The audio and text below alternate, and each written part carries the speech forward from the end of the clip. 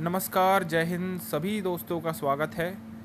हिंदी साहित्य में जो अभी नेट का पेपर देने वाले हैं उनके लिए ये वीडियो बहुत ही इम्पोर्टेंट होने वाला है। ये जो बुक है उसका हम ऑडियो वीडियो वर्ज़न आपके पास प्रेजेंट कर रहे हैं। इसमें सारी चीज़ों को मैं अच्छे से आपके पास एक्सप्लेन करने वाला हूँ। आप सभी को इस वीडियो को एंड तक देखना है और चैनल को सब्सक्राइब कर लेना है और हमें सपोर्ट करना। ओके, चलिए इसका शुरुआत करते हैं। बात करें हिंदी भाषा और उसके विकास के, तो ये विभिन्न चरणों से निकलकर हमारे पास आया है। तो इसी को हम बहुत ही अच्छे से आज डील करने वाले हैं। हिंदी की ऐतिहासिक पृष्ठभूमि। विश्व की भाषाओं के संख्या को लेकर विद्वानों में बहुत सारे मतभेद है। वर्तमान में लगभग 6000 से अधिक बोली भाषाएं जो है विश्व में बोली जाती है। संसार की सभी भाषाओं का अध्ययन दो प्रकार के वर्गों के तहत किया जाता है। दो प्रकार से वर्गीकृत किया गया है इसको, जो है आकृति मूलक वर्गीकरण और पारिवारिक वर्गीकरण, जिनका आधार है रचना तत्व, अर्थात उसका आकृति किस प्रकार है इस आधार पर। और दूसरा है पारिवारिक वर्गीकरण के अंतर्गत है, इसका आधार है रचना तत्व और अर्थत्व, इतिहास के आधार पर। अन्य रूप इसका क्या हो सकता है, तो रूपात्मक, रचनात्मक, व्याकरणिक, वाक्यात्मक, पदात्मक और पदाश्रित, ये जो है इसके अन्य नाम हो जाएंगे। पारिवारिक वर्गीकरण के जो अन्य नाम है वो वंशात्मक होगा, वर्णानुक्रम होगा, है ना, कुलात्मक होगा, ऐतिहासिक होगा। देखिए, आकृति मूलक में जितने भी प्रकार के बनावट वाली हो गई, रचना हो गया, उसका व्याकरण भी उसमें आ जाएगा, पदों की स्थिति कैसी है उसको वो आ जाएगा, वाक्य किस प्रकार से प्रयोग किए गए हैं इस प्रकार से आ जाएगा उसमें। पारिवारिक वर्गीकरण एक प्रकार से परिवार का वंश जिस प्रकार से चलता है, जिस इतिहास से, जैसे हिंदी में काफ़ी शब्द हमें अरबी, फारसी, अंग्रेजी सब मिक्स मिलता है, तो उसी तरीके से ये इतिहास के आधार पर है। वो वंशात्मक हो सकता है, वंशानुक्रम होगा, है ना, कुलात्मक, ऐतिहासिक, इस प्रकार से हम इसको नाम से संबोधित कर सकते हैं। उल्लेखनीय बिंदु क्या है इसमें, विश्व की भाषाओं का आकृति मूलक वर्गीकरण पहली बार प्रोफेसर स्लेगल ने किया है। आकृति मूलक वर्गीकरण में भाषा के दो भाग किए गए हैं, जो कि है अयोगात्मक और योगात्मक। उसके बाद है पारिवारिक वर्गीकरण में 6 बातों को आधार बनाया गया है ना, जिसमें है पद रचना, वाक्य रचना, ध्वनि रचना, अर्थ, शब्द और स्थानिक। ये जो 6 तत्व है इन्हें आधार बनाया गया है पारिवारिक वर्गीकरण में। विश्व में भाषा परिवारों की संख्या को लेकर विद्वानों में मतभेद है, जैसा मैंने पहले बोल चुका है। और भोलानाथ तिवारी और विलियम वान हम्बोल्ट ने भाषा परिवारों की संख्या कितनी मानी है, 13 मानी है। फेडरिक म्यूलर ने भाषा परिवारों की संख्या जो है वो 100 मानी है। लेकिन निर्विवादित रूप से चारों भौगोलिक क्षेत्रों में 18 भाषा परिवारों को महत्व दिया गया है। ये जो 18 भाषा परिवार हैं, है ना, वो इस प्रकार से हमें देखने को मिलेगा। और जो क्षेत्र है, भौगोलिक क्षेत्र, वो है यूरेशिया यानी यूरोप और एशिया का, अफ्रीका भूखंड, प्रशांत महासागरीय भूखंड और अमेरिकी भूखंड। अब यूरेशिया के अंतर्गत जो यूरोप वाला भाग है, जिसमें क्या फ्रांस हो गया, इंग्लैंड हो गया, है ना, ये सब वाले भाग, और हमारा जो भारत है, चीन है, अफ़गानिस्तान है, ये सारे देश जो हैं वे आ जाएंगे। अफ्रीकी भूखंड में हमें पता है कि दक्षिण अफ्रीका और जो उत्तरी अफ्रीका है ना, वो दोनों आ जाएगा। उसके बाद है हमारे पास प्रशांत महासागरीय भूखंड। इसमें आएगा ये जो ऑस्ट्रेलिया परिवार हो गया, पापुई हो गया, ये साउथ ईस्टर्न कंट्रीज़ है ना, साउथ ईस्टर्न कंट्रीज़ ये। उसके बाद है अमेरिकी भूखंड में जितने भी अमेरिकन कंट्रीज़ हैं वो सारे जो लैंग्वेज बोलते हैं वो आ जाएगा। तो हम देखते हैं कि यूरेशिया में कौन कौन सी भाषाएं बोली जाएगी। सबसे पहली है भारोपी, द्रविड़ परिवार, काकेशी परिवार, बुशमैनी, अराल अल्ताई परिवार, चीनी परिवार, बत्तू परिवार, जापानी और कोरियाई परिवार, अत्युत्तरी परिवार, बश्क परिवार, सीमा हकी परिवार, इस प्रकार से 10 जो परिवार है वो यूरेशिया के अंतर्गत बोली जाती है। उसके बाद है अफ्रीकी भूखंड के अंतर्गत है सुदानी, बत्तू, होतेतोत और बुस्मैनी। इस प्रकार से 3 अफ्रीकी भूखंड में मुख्य रूप से भाषाओं के परिवार मिलते हैं। प्रशांत महासागरीय भूखंड में मलय, पोलिनेशियाई, ऑस्ट्रेलियाई, पापुई और दक्षिण पूर्व एशियाई परिवार जो है बोली जाती है। अमेरिकी भूखंड में बहुत ही सरल है, अमेरिकी परिवार है वो बोली जाती है। अब हम भारोपी परिवार के अंतर्गत जो विभिन्न क्रम है उसको समझने का प्रयास करते हैं। भारोपी परिवार में अन्य नाम है, भारोपी परिवार का जो अन्य नाम है वो है इंडो जर्मिक, भारत हित्ती परिवार, आर्य परिवार। ध्वनि के आधार पर भारोपी परिवार का 10 भागों में बांटा गया है ध्वनि के आधार पर, जो कि मुख्य रूप से 2 वर्ग में है, एक सतम वर्ग और एक केतुक वर्ग। सतम वर्ग में के अंतर्गत जो भारत के आसपास के जो राज्य हैं, है ना, देश हैं, जैसे हो गया गल्फ कंट्रीज़ पूरा हो गया, है ना, और आपका पूरा भारत हो गया, इधर म्यांमार, ये सारी इलाके जो हो गए। केतुक परिवार के अंतर्गत जो यूरोप के हैं, है ना, जैसे देख सकते हैं जर्मन हो गया, अंग्रेजी हो गया, डच हो गया, ये यूरोपियन कंट्रीज़ में बोली जाती है ज़्यादातर। ऑस्ट्रेलिया हो गया, कोल्डिक हो गया, ग्रीक, तोखारी, हितो और इटैलिक, ये सब जो है बोली जाती है वहाँ पर। फ्रांसीसी हो गया, पुर्तगाली हो गया, ये सब यूरोपियन कंट्रीज़ है। उसके बाद है सतम वर्ग में हम देखें तो ईरानी, दरद और भारतीय होगा। भारतीय में तो हमारे जो 22 जो भाषाएं हैं वो सारी आ जाएंगी। उसके बाद फिर ईरानी के अंतर्गत फ़ारसी, पहलवी, ईरानी, बत्तो, इस प्रकार से ये सारे जो चेक हो गया, बुल्गारी हो गया, आर्मेनी हो गया, ये सारी भाषाएं जो है आ जाएं।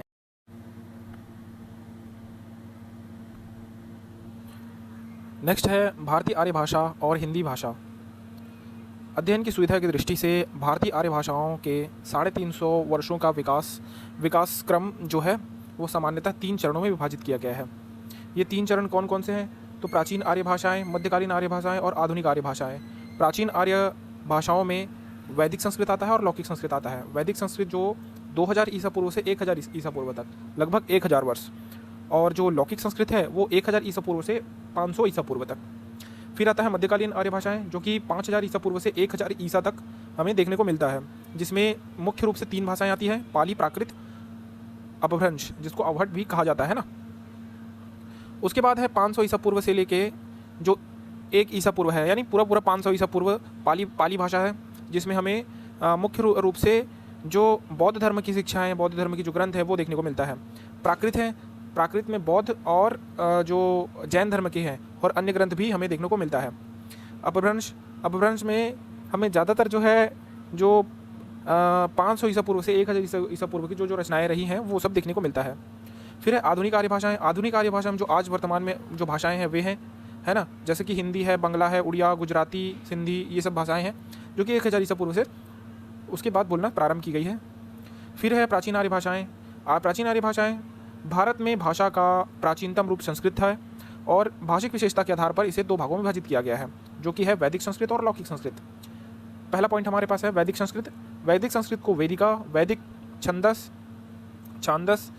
प्राकृत संस्कृत के नाम से, प्राचीन संस्कृत के नाम से भी जाना जाता है। वैदिक साहित्य, वैदिक जो भाषाएं हैं उनको जानने का स्रोत क्या है, वैदिक भाषाएं, हमें कैसे पता चलेगा कि ये था ऐसा करके, है ना। तो वैदिक भाषाओं को जानने का स्रोत है वैदिक साहित्य है। वैदिक साहित्य में कौन कौन से आते हैं?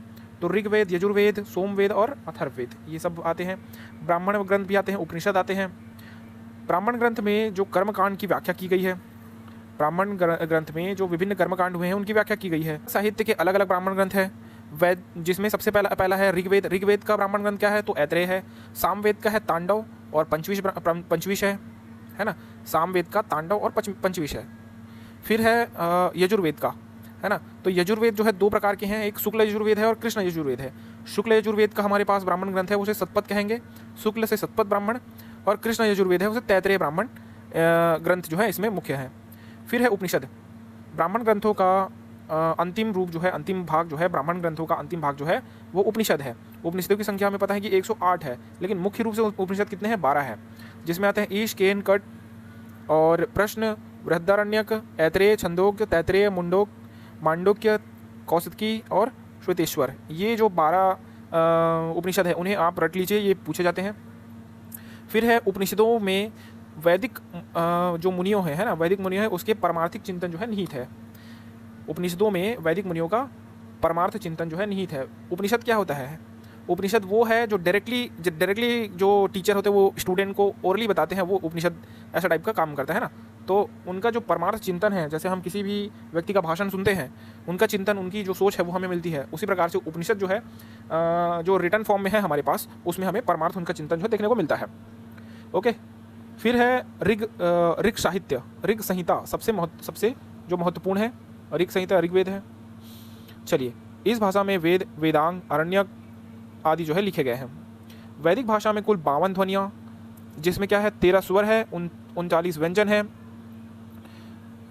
इसका प्रयोग किया था।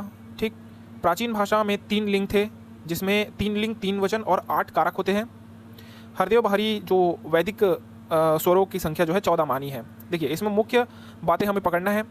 सबसे पहला है वैदिक भाषा में कुल 52 ध्वनियाँ थी, जिसमें 13 स्वर, 39 व्यंजन हैं। प्राचीन भाषा जो थी वैदिक भाषा, उसमें 3 लिंग, 3 कारक और 3 वचन है। ओके, फिर वैदिक भाषा को में जो अध्ययन करता है ना, वैदिक भाषा के जो मानने वाले हैं वे हैं डॉक्टर हरदेव बहारी। डॉक्टर हरदेव बहारी ने वैदिक स्वरों की संख्या जो है उनमें स्टडी किया होगा, जैसे भी किया होगा, तो उन्होंने 14 माना है। ओके, फिर है लौकिक भाषा। वैदिक संस्कृत के 3 रूप हैं, जो वैदिक संस्कृत है उनके 3 रूप हैं, है ना। वो है पश्चिमोत्तरी, मध्यवर्ती और पूर्वी। लौकिक संस्कृत जो है पश्चिमोत्तरी कहलाता है ना, पश्चिमोत्तरी बोली पर आधारित है। उस समय की प्रामाणिक भाषा पश्चिमोत्तरी बोली मानी जाती थी। लौकिक संस्कृत का प्राचीनतम काव्य ग्रंथ जो है रामायण माना जाता है। देखो, लौकिक संस्कृत का जो प्राचीनतम काव्य ग्रंथ है वो रामायण है। इसके रचयिता है, सभी को पता है, वाल्मीकि है रामायण के रचयिता। वैदिक संस्कृत में ए ओ औ संयुक्त अक्षर या संयुक्त स्वर थे। लौकिक संस्कृत में ए ओ मूल स्वर रह गए, जबकि ए औ का उच्चारण आई औ हो गया, है ना। यानी जो ए ओ औ ये है जो संयुक्त स्वर थे, है ना, वैदिक संस्कृत में। इसी में जब लौकिक संस्कृत में हम पढ़ेंगे तो इसमें ए और औ को क्या पढ़ेंगे, आई और औ, है ना, ऐसा होगा। इसके बाद है इसे संस्कृत में 2 संयुक्त स्वर ए और औ जो है शेष रह गए। ओके, चलिए, ये हो गया। वैदिक संस्कृत में केवल अनुस्वर ही शुद्ध नासिक था। संस्कृत में यह अनुस्वर यानी अम की मात्रा और अनुनासिक चंद्रबिंदु वाला ये रूप में विभाजित हो गया, है ना। वैदिक संस्कृत में जो है अनुस्वर ही शुद्ध नासिक था, यानी ये अम जो मात्रा है ना वो था, और जो संस्कृत में क्या हो गया, अनुस्वर और अनुनासिक दोनों के रूप में विभाजित हो गया। फिर है भाषा के विकास में वैदिक संस्कृत के बाद की अवस्था को लौकिक संस्कृत कहते हैं, है ना। जब हमें क्रम में जमाने को दिया जाएगा तो पहले वैदिक संस्कृत आएगा, फिर लौकिक संस्कृत आएगा। उसके बाद है इस भाषा को क्लासिकल संस्कृत भी कहा जाता है। लौकिक भाषा का भाषिक विवेचन सर्वप्रथम पाणिनिकृत अध्यष्टयी में मिलता है।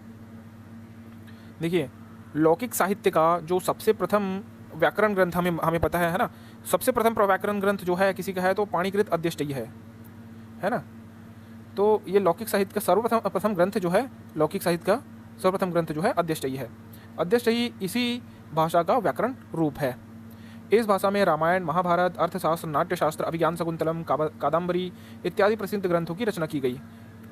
वैदिक संस्कृत में 4 ध्वनियाँ ल्य, जिह्वामूलक और उपयामुनीय लुप्त होने से लौकिक संस्कृत में 48 ध्वनियाँ शेष रह गई। हमें इतना पता है भाई, वैदिक संस्कृत में कितने ध्वनियाँ थी, तो 52 ध्वनियाँ। अंतर देखना है अपने को, 52 ध्वनियाँ थी, 13 व्यंजन, 13 स्वर, 39 व्यंजन।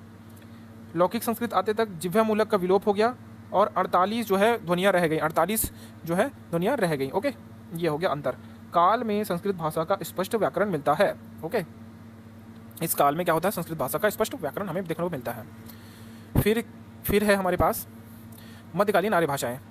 मध्यकालीन आर्य भाषा में पाली हमने पढ़ा है। मध्यकालीन आर्य भाषा में सर्वप्रथम है पाली। पाली की उत्पत्ति के संदर्भ में विद्वानों में मतभेद है। पल्ली से पाली शब्द की व्युत्पत्ति हुई।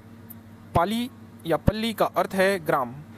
इस प्रकार पाली का अर्थ होता है ग्रामीण ग्रामीण भाषा या ग्राम की भाषा। कुछ विद्वान पल्ली को प्राकृत का तद्भव मानते हैं ना, तद्भव है ये, प्राकृत का तद्भव रूप मानते हैं। उनके अनुसार प्राकृत से पहले पयल, पाइल तथा अंत में ये पाली हुआ। पाली शब्द की उत्पत्ति पाटलिपुत्र से मानी जाती है ना। इस संदर्भ में पाली का अर्थ हुआ मगध की भाषा। कुछ विद्वान पाली को पाठ का रूपांतरित मानते हैं। पाली का एक संबंध पंक्ति से भी माना जाता है। बुद्ध वचनों में जो पंक्ति प्रयुक्त की गई है उन्हें भी पाली ही कहा जाता है। कुछ विद्वान पाली को गौतम साहित्य के बौद्ध साहित्य को पालने वाली व रक्षा करने वाली भाषा के रूप में मानते हैं या प्रमाणित करते हैं। इसका प्रमाण जो है पा रक्षति बुद्ध वचनम इति पाली, जिसका बुद्ध के वचनों की रक्षा करता है वही पाली है। उसके बाद है डॉक्टर हरदेव बहारी के अनुसार भाषा के अर्थ में पाली शब्द का उपयोग सबसे पहले आचार्य बुद्धघोष 5वीं शताब्दी ईसा होगा मेरे ख्याल से ने किया है ना। पाली शब्द की जो सबसे पहली आचार्य जो है वो है बुद्धघोष 5वीं शताब्दी में। इन्हें माना जाता है कि पाली शब्द का उपयोग यूरोप में सर्वप्रथम हुआ, किंतु कच्चायन और भोगलान नामक दो पाली वैश्याकरणों ने पाली का उपयोग भाषा के अर्थ में किया।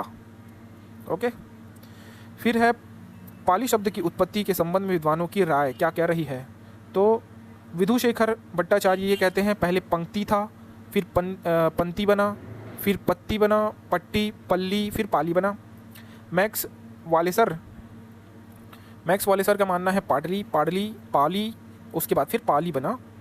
भिक्षु जगदीश कश्यप का मानना है पर्याय, पलियाय, उसके बाद फिर पाली बन गया।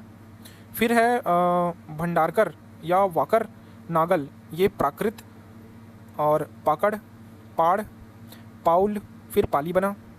भिक्षु सिद्धार्थ का मानना है ये पाठ बना, पाठ, पाठी, और उसके बाद फिर पाली बना है। कौशाम्बी का मानना है पाल था, वो पाली बना। उदय नारायण तिवारी का मानना है प, और इसमें नी और य का मात्रा है, और ल बना हुआ है, ली है, इनको मिलाकर पाली का निर्माण हुआ है। देखो इसमें आपको अगर आप नहीं समझ पाएंगे इसको ना, तो थोड़ा सा ट्रिक लगाकर, यदि आप विधुशेखर का उसने पंक्ति बना के पाली बना दिया, मैक्स वालेसर ने पाटली कहा, पाटलिपुत्र वाला है ना, उसने पाली बना दिया।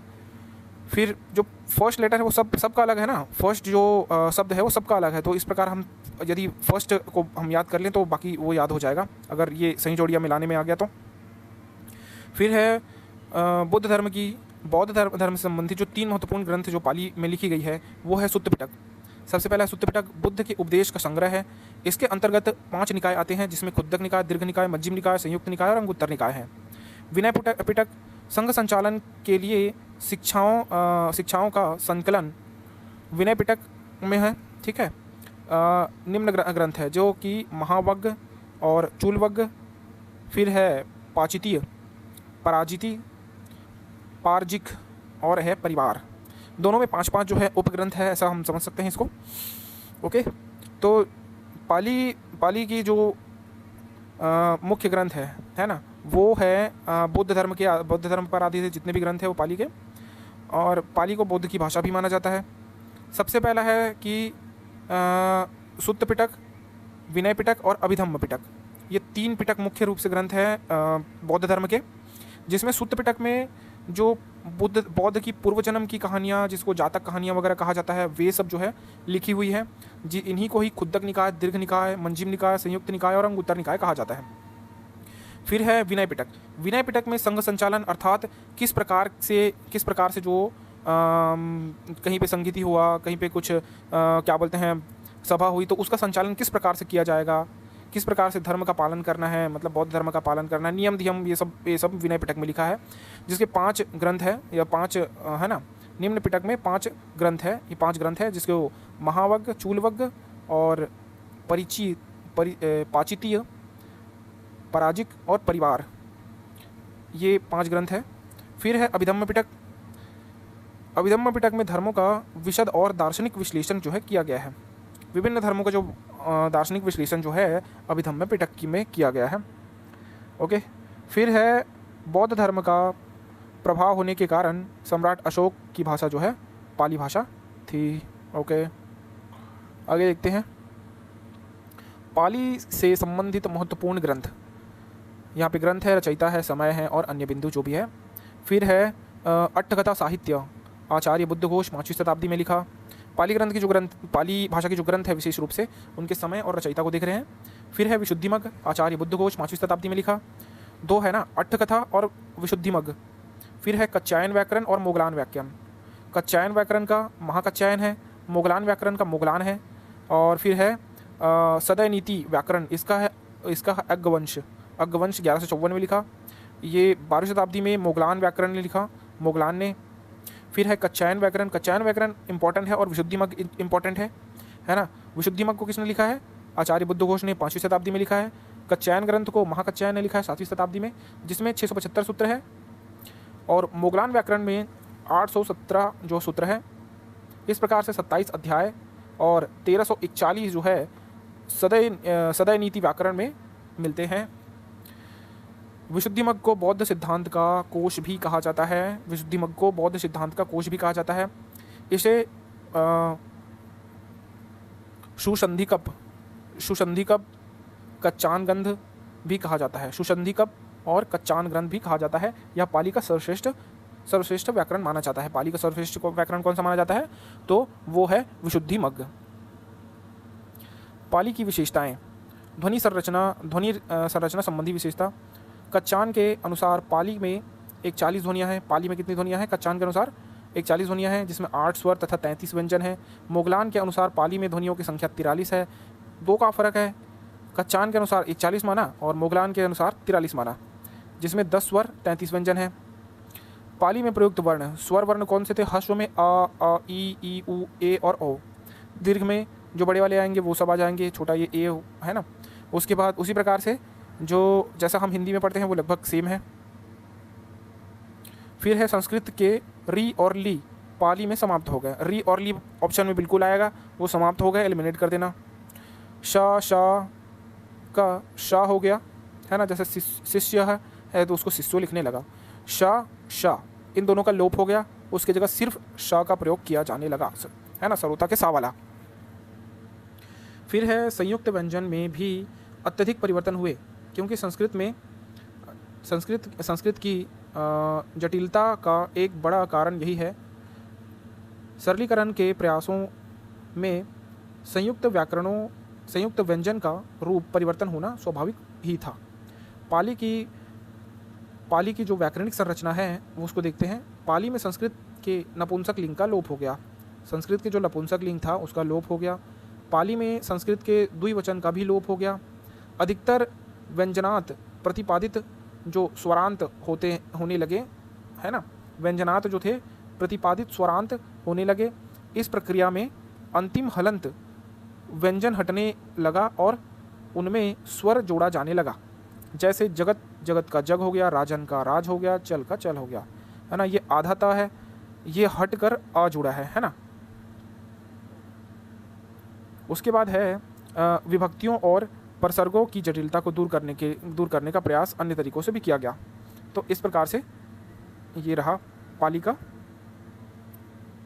नेक्स्ट है पाली की क्रिया रचना से ही हिंदी में प्रयुक्त होने वाली क्रियाओं का विकास होना प्रारंभ हो गया था।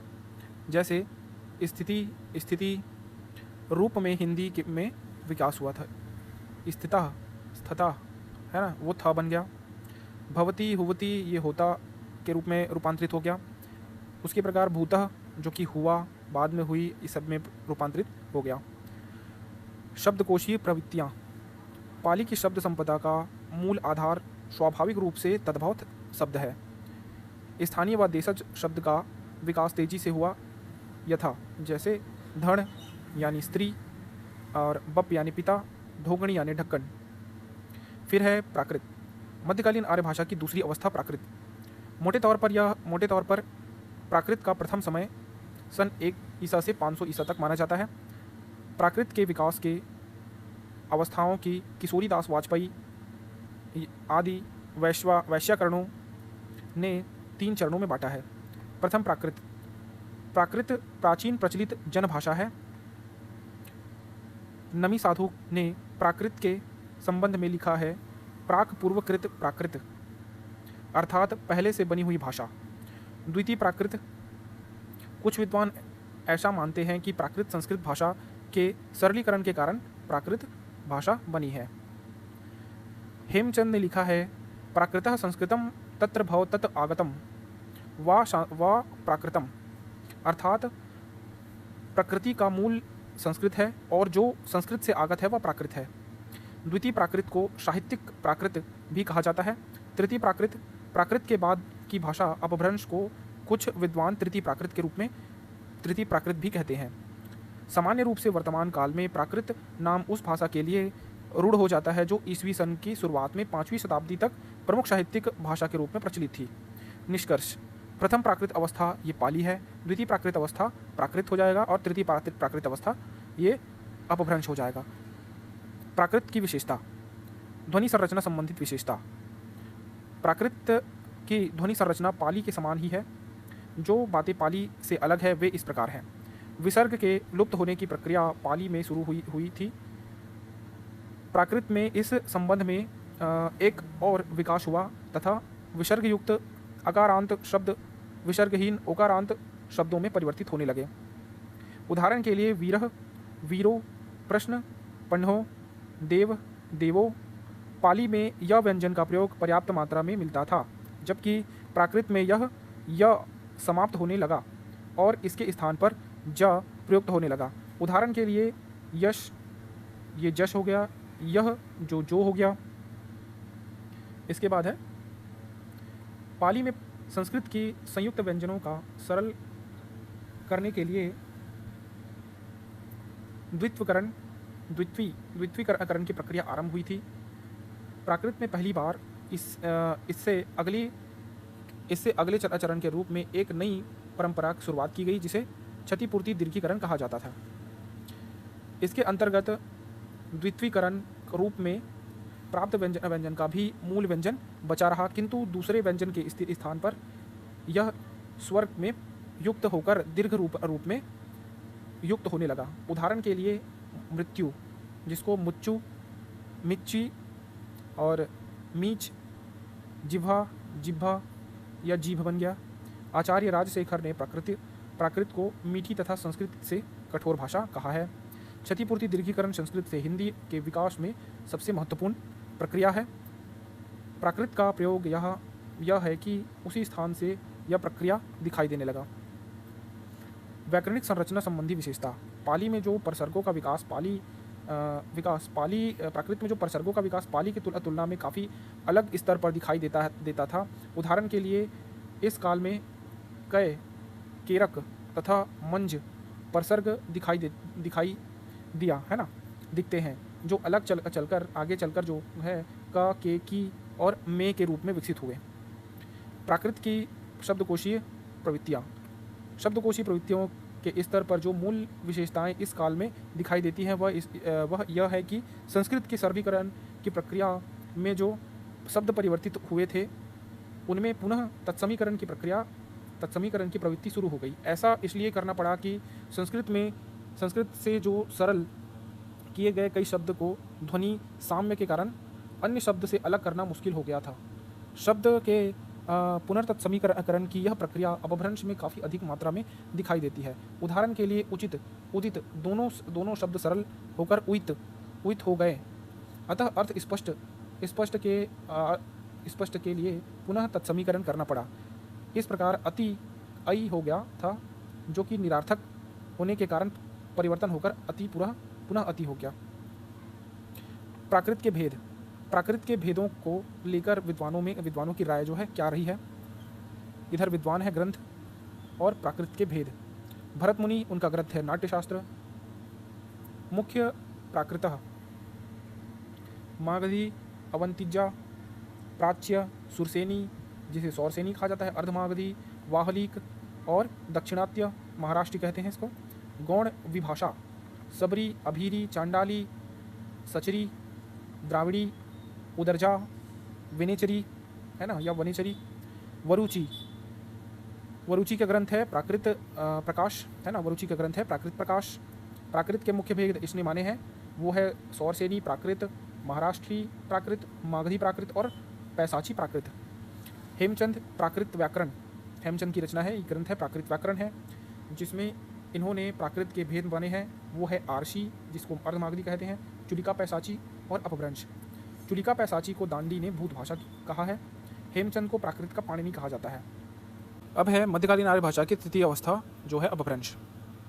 अपभ्रंश जो है अपभ्रंश और आधुनिक आर्य भाषाओं के बीच की कड़ी है। भाषा के अर्थ में इसका प्रयोग 6ठी शताब्दी में प्रारंभ हो गया। अपभ्रंश को अवहंश, ग्रामीण भाषा, देसी भाषा, अभीर भाषा, अभिरोक्ति आदि नाम से भी जाना जाता है। अपभ्रंश तत्सम शब्द है। इसी तरह अपभ्रष्ट शब्द भी तत्सम है। अपभ्रंश में 8 स्वर हैं, जो 2 भाग हैं, 8 स्वरों के 2 भाग हैं। ह्रस्व दीर्घ में विभाजित है। ह्रस्व स्वर में आ, ई, उ, ए, ओ, दीर्घ में आ, ई, उ ये आते हैं।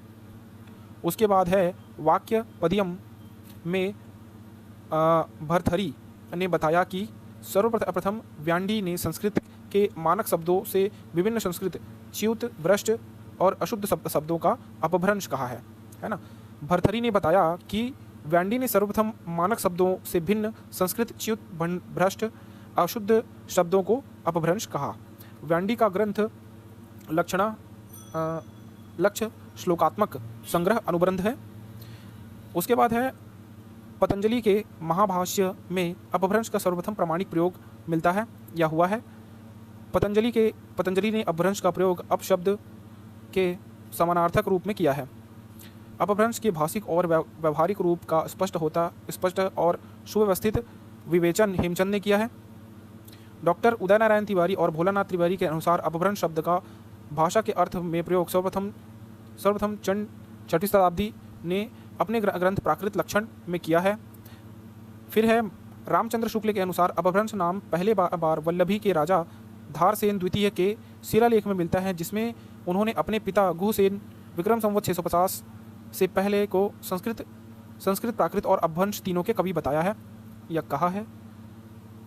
फिर है विद्वानों द्वारा अपभ्रंश के लिए प्रयुक्त शब्द है। आचार्य दांडी क्या कहते हैं, इसे अभीरों की भाषा या अभीर कहते हैं।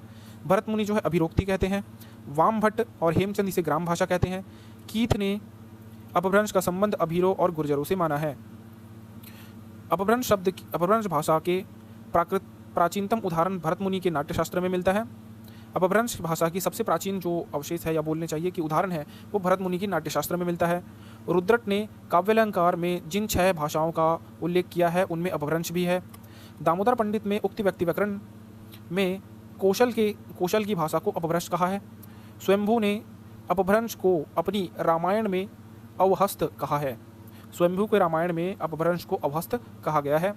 ग्रियर्सन, पीसले, भंडाकर, चटर्जी, वुलनर आदि विद्वानों ने अपभ्रंश को देश की भाषा मानी है। ग्रियर्सन, पीसले, भंडारकर, चटर्जी, वुलनर आदि जो विद्वान हैं उसे अपभ्रंश को ग्राम की भाषा मानते हैं, जबकि कीथ, यकोबी, ज्यूल ब्लास्क और आस्कडर्क आदि विद्वानों ने अपभ्रंश को देश की भाषा नहीं मानी है। महाकवि कालिदास कृत विक्रमोर्वशीयम के 4th अंश में अपभ्रंश के कुछ छंद मिलते हैं। आगे देखते हैं। फिर है विष्णु धर्मोत्तर पुराण में अपभ्रंश भाषा के लिए अपभ्रष्ट शब्द का प्रयोग किया है। फिर है मध्य देशी सौरसेनी अपभ्रंश को उस समय परिनिष्ठित भाषा माना गया था। सिद्धों की अपभ्रंश रचनाओं का संपादन हरदेव प्रसाद शास्त्री ने किया।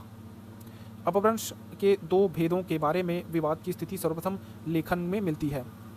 देखने में मिलती है। विभिन्न विद्वानों के अनुसार अपभ्रंश के भेद।